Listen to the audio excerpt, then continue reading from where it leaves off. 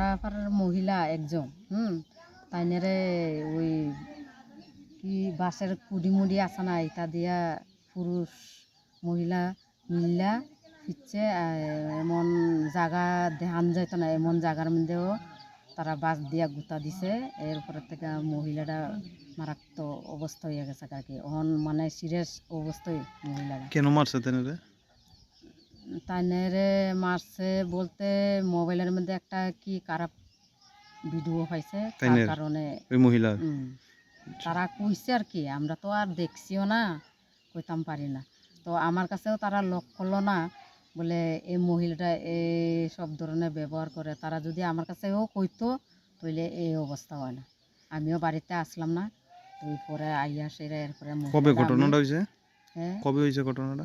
ঘটনা হয়েছে যে আজকে মনে 4-5 দিন হইব। তো মহিলাটারে আমি আবার ছেলে এরপরে তার স্বামী যদি আবার বাইঞ্চাছে, এসব ঘটনা শুনলে তো স্বাভাবিক সবার শরীরের মধ্যে রক্ত গরম স্বাভাবিক। যদি কোনো কিছু করে তো আমি আবার আমার বাড়িতে আনছি।